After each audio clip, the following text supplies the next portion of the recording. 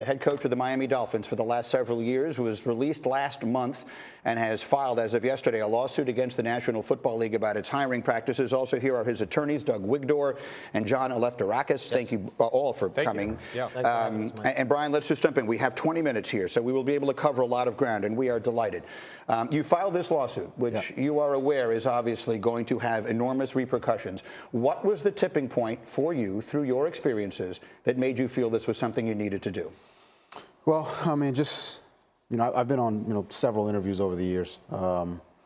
And look, I mean, we didn't have to file a lawsuit for the world to know that there's an issue from a hiring and firing practices in the National Football League. Why? That's correct. A lot of people have pointed this out. So why did you feel you needed to do this? Because we need change. That was the number one reason. And I know there's a sacrifice, there's risk to that, but at the end of the day, we need change. We need change. I know many very capable black coaches, some of my staff who I know, if given an opportunity or when given an opportunity, are going to go and do a great job on their interview. And I would just hate for that to be a waste. And I think we need to change the hearts and minds of the people making those decisions. That's why we filed the lawsuit. Who are those people? Who specifically do you think needs the change? The owners of the NFL. All of whom are obviously white. I mean, sometimes, I'm a lawyer, obviously, but sometimes you need litigation to create change. The Rooney Rule didn't work. We now have less black head coaches than when the Rooney Rule started. And, Brian thought long and hard about it. And litigation's not for everyone, but he stepped forward. He's been referred to as the Rosa Parks of the NFL. And it's a testament to his character. And the litigation will create change, either because we're going to litigate the case to the end, or the NFL is going to now do the right thing faced with litigation. Okay, let's go through some of the specifics here. We detailed earlier a text exchange you had with Bill Bilichick, for whom you worked in New England at some point, in which it appears he was congratulating the wrong Brian Daboll, rather than Brian Flores, for getting the job in Buffalo. We've all read that, or excuse me, leaving Buffalo and getting the job with the Giants. We've all read it. When you first realized the mistake he had made, what was your first reaction? Disbelief, humiliation. That was a tough pill to swallow, and that I have a great amount of respect for Bill and Brian Daboll. Brian's a great coach. I think he's going to do a great job as a head coach in this league.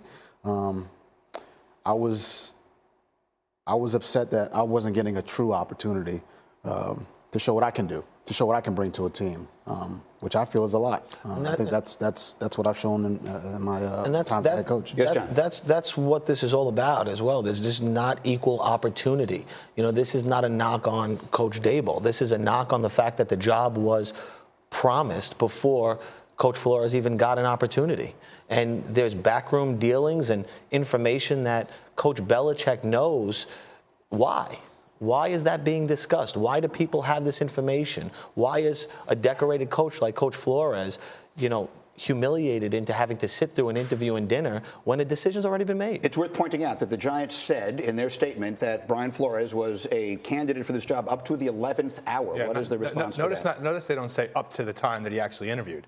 So they don't even deny the allegation that we put forth, which is that the job had already been given to Brian Daboll. And so, Coach, I'm sure there are many watching who will wonder, why did you go on the interview at all? If you felt it was a sham, as you suggested in the lawsuit, why did you go?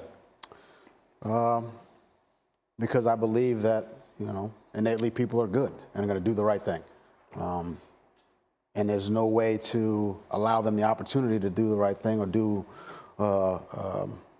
or at least make it a fair situation unless I went there and showed them that I am qualified. I am a leader of men, that I am passionate about coaching and building relationships, and I'm gifted to coach. I am.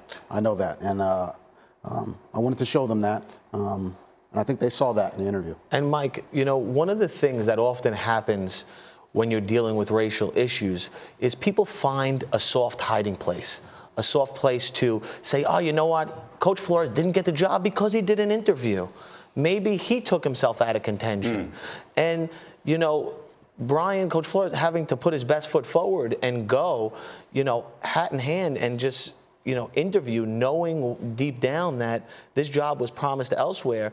Aside from being humiliated, that's something that black candidates often are forced to do so that an image isn't portrayed or a stigma that, hey, you didn't go, you didn't follow through, you didn't do your part. Understood. But I would say, I think those text messages confirmed a lot of what a lot of us, you know, black minority coaches already feel.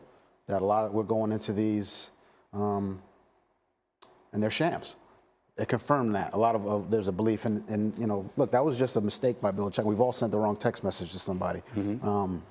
But in this instance, it came to me, and it was almost, you know, it was confirmation that those backroom dealings are happening. Let's be very clear on why something like that might be a sham and why they would need to do it. There is the Rooney Rule in the NFL, which is something that I'm sure fans hear about quite often and may not know specifically, but I heard you describe it this morning in a previous interview as checking a box. So the existence of the Rooney Rule, in which every team must interview at least 2 external minority candidates for an open head coaching position. Doug, how does that rule impact a lawsuit like this? Well, I think the intentions of the Rooney Rule were right. It was trying to get more of these owners to interview qualified black candidates.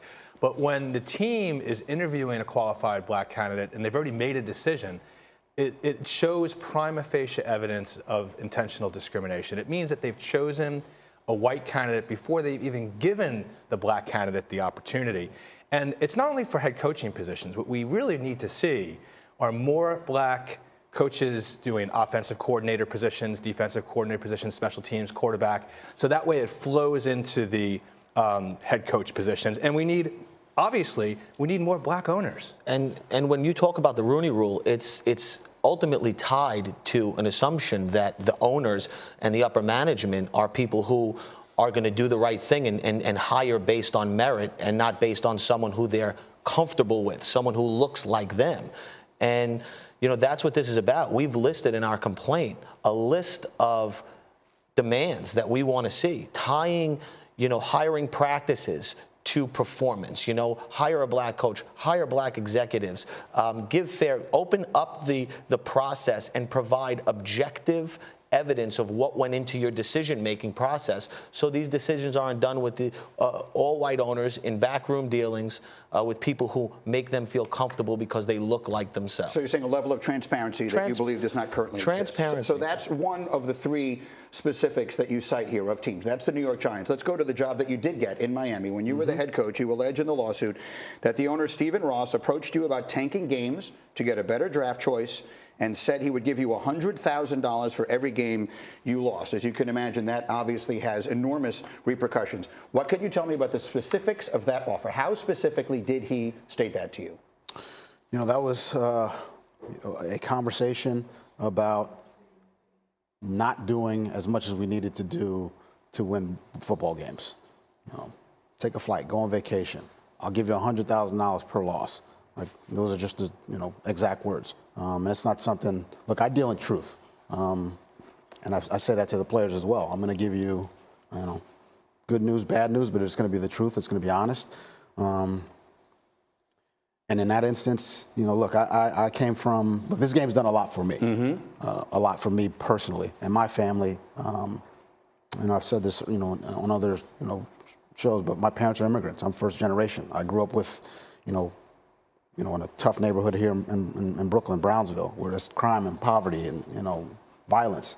And it was hard to make it out of there. And the game of football is a reason why, or a big reason why, along with a lot of the great people mentors I've had in my life, why I was able to have the success that I've had. So to disrespect the game that way was something that, you know, trust was lost, and there were certainly some strained relationships, and ultimately, I think that was, you know, to my demise in Miami. And his story is not unique. Right. People are tweeting out. Coaches, high-level coaches, who have even contacted us, are talking about being in a similar situation. So, you know, as part of what we're doing in creating this class action, is not just Coach Flores is taking the lead and making the ultimate sacrifice, but there's going to be more.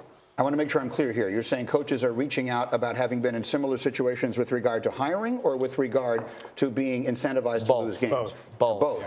I want to come back to you quickly on that, though. I want to make sure I'm perfectly clear. He was suggesting, I don't want to put words in your mouth, you were working too hard, you were doing too much in the effort to win. He was trying to get you to do a little bit less and said, I'll give you $100,000 for every game you lose. Exactly that. That's just not my DNA.